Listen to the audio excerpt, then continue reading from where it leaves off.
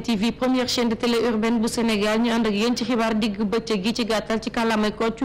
ñu koy dooree ak ndaje bi nga xam ni premier ministre bi di Mahammed Boun Abdallah Dionne moom la xëyee di ko dajeek taskatu xibaar yi mu amee woon fii ca King Fahd Palace laaj ak tontu doxoon diggante yenn taskatu xibaar ak itam Mahammed Boun Abdallah Dionne mu mel ni it ñetti ponk rek la waxtaanee jëmale bi njëkk ci affaire mbiru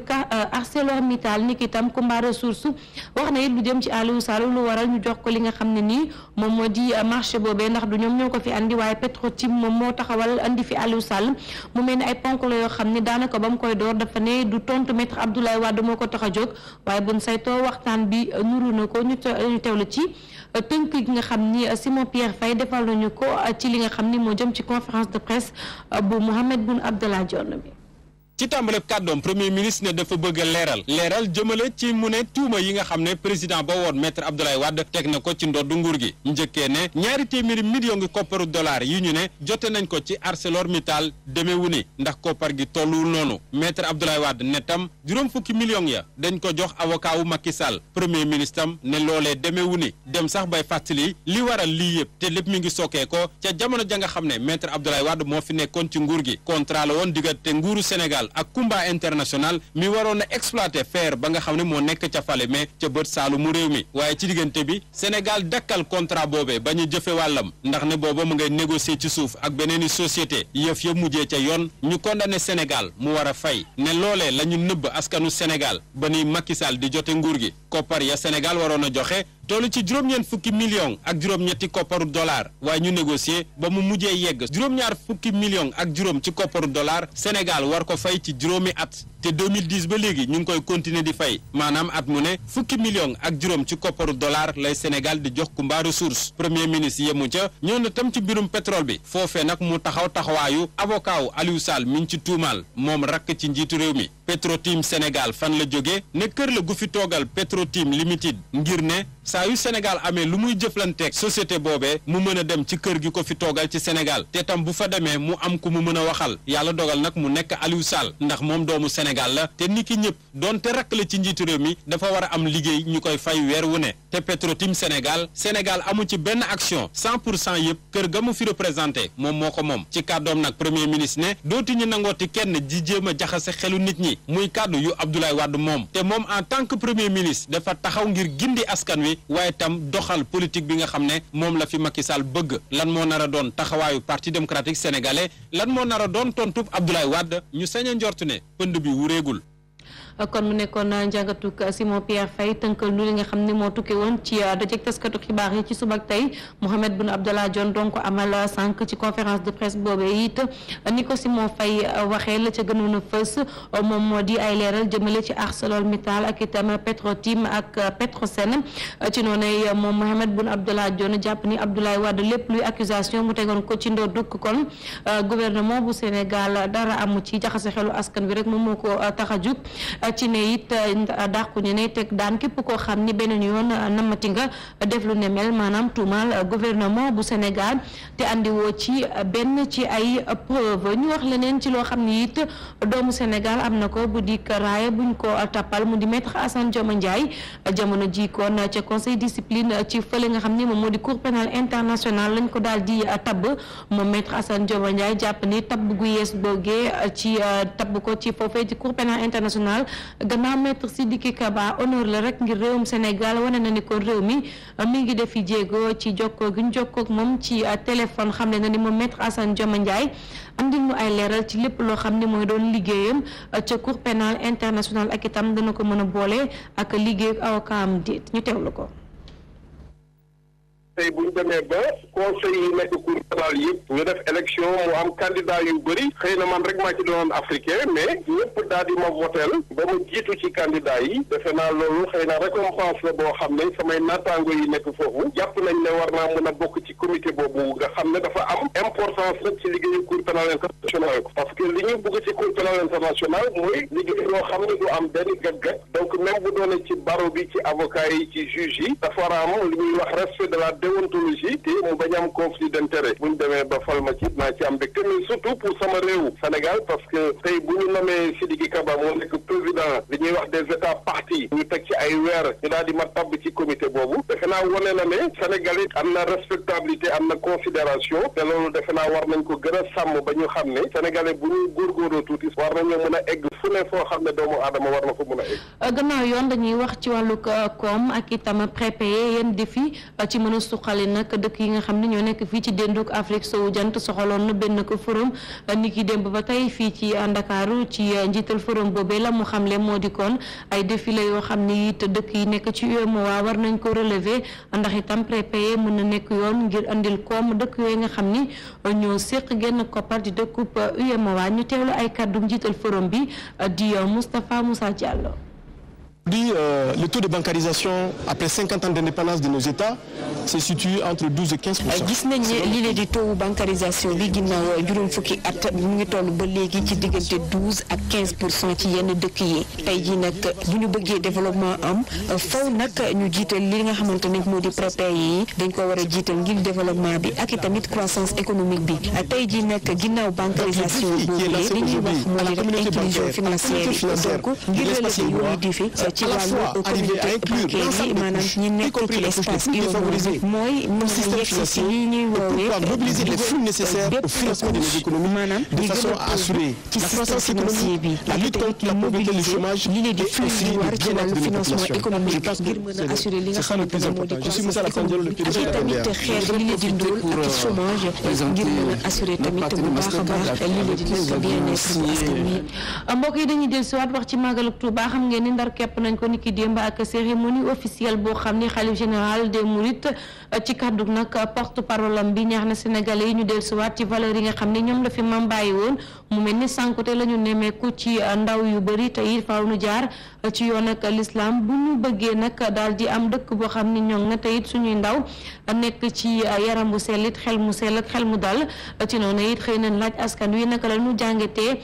kon li nga xam ni moom moo di sermon xalif général des Mourides boobee askan wi nag seenu ko xalaat genn la moo di rafetlu mbir mi jàpp ni it kàddu ko responsable la te kàddu yooyu des na ko jëfee bu ñu bëggee réew mi àgg fa ñu ko jëmale gaal gi bañ a suux benn yoon Ndeye Dime Ndaw Babacar Soumaré. dëkk mënta defaru ci ay fo ak i tappale di kàddu xalif généralu murit yi mu mel ni sénégalais yu ñu bari ñu taseel gëm nañ lu ñu mel te bàyyi xel bu baax ci discours bi. invitation bi mu def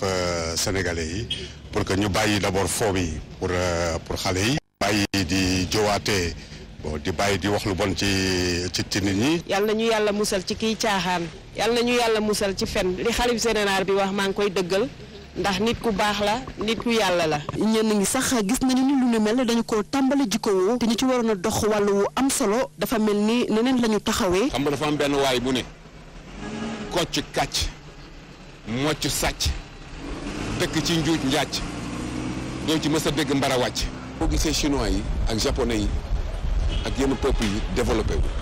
dafa am benn genre comportement bu ñu am. ñett force man ci ñoom laa compté woon bi ci jiitu mooy journaliste yi. parce que journaliste aussi lu baax ci réew ñoom la mais réew mu tàkk aussi ñoo ko taal. ngir Sénégal jëm ci kanam faw waajur yi ak autorité yi ba ci kilifa diine yi kenn ku ci nekk bay sa waar wa nga féete loolu itam di kàdduk xalif bi mu mel ni ñenn ñi sax gis ne kilifa diine yi ñoo ci war a jiitu. ku mel ne sëñ Salim maam Dabax ne ñooñu c'est des exemples. sëriñ yooyu la ñu soxla ñun soxla wu ñu sëriñ boo xam ne da ngay toog takk ay fanweeri jabar. yore Mercedes bu ngand bëgg gën maa bëgg àdduna ñooñu mënuñu defar Sénégal. gannaaw ba mu ñaaxee nguur gi ñu jàppale baykat yi ak ñëpp ñi seen loxo jotul seen ginnaaw xalif bi itam woon na ndaw ñi ngir ñu liggéey te bañ a xeeb benn liggéey loolu itam nit ñi gis ne lu wér la ndax ndaw yi ñoom kese ñoo mën a jëmale réew mi kanam ma. mbokk yegg si nañ ci ponk bi nga xam ne dañ ko jagleel reportage boo xam ne dañ ko def jagleel ko jaww ji ak itam coppeek nga xam ne ñu ngi koy nemmeeku saa si tembe mu mel ni bu tayee mu sedd bu xëyee tàng tax ba nit ñi ñu bari ci askan wi soppi nañ nañuy solo daw nañ saytu ji nag yenn ci ay boutique yoo xam ne ñooy jaay ay yére mu mel nit lañ fa nemmeeku moo di jamonoy seddaay mi ngi tàmbalee dugg ndax nag ay pull ak i jean lañ fa gën a nemmeeku mu mel ni body yu gàtt yeeg yeneen yi daal di nañ koy commencé di koy soldé maanaam wanteer ko ngir nag yére yu yees yi di ay pull ak jean mën a am seen place ci boutique yi soppi bu jaww ji soppeeku day waral soppi ci wàllu ko colin gi ñu ànd ceeg Amina Gueye.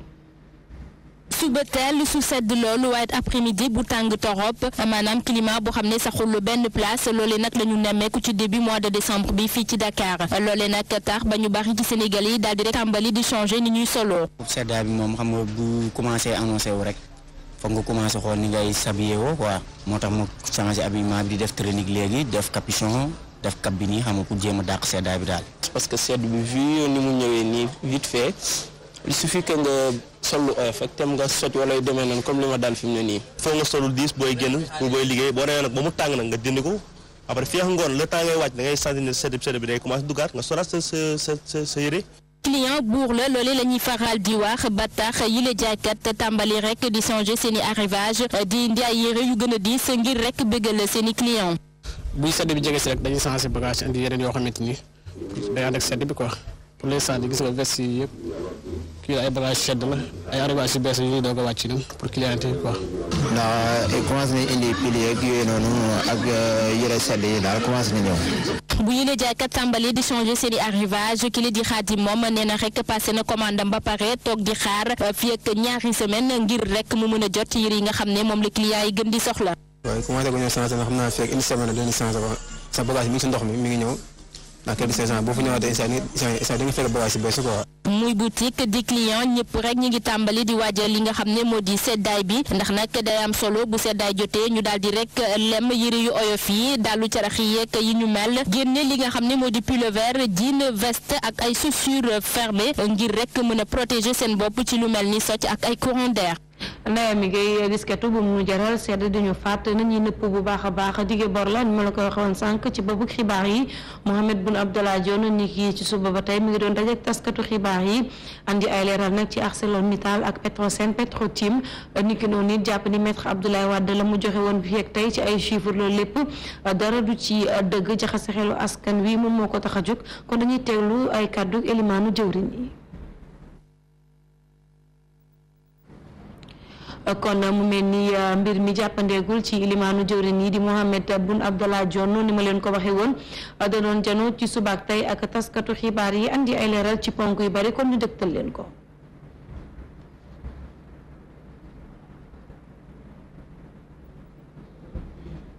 am tuuti ci réew mi coow loo xam ne it ki fi nekkoon njiitu réew moo ko fi andi ci ñaari point ma bëggoon koo leeral moom leeral it réew mi. bu njëkk bi mooy dégg ngeen ne loolu ñu am ca fale ne ca suuf ci région Kédougou di feer te réew mi ñu signé woon ko ak société bu tudd Mittal nekk société indienne internationale nekk ci bourse yi monde bi yépp société boobu Mittal am lu ko yoon teg ci conflit bu mu am ak suñu réew suñuy avocat dem xeex ci ñu jox ñu ci 75 milliards muy juróom-ñaar fukk ak juróomi milliards ci suñu xaalis ki fi nekkoon président ne muy Ablaye Wade ne xaalis ba ëpp na am na luñ ci jël joxe ko dugal ko ci ay poches yi avocat yu Macky Sall ma ne loolu demewu ni mësta am xëy na moom mi ko wax moo war a génne preuve yi.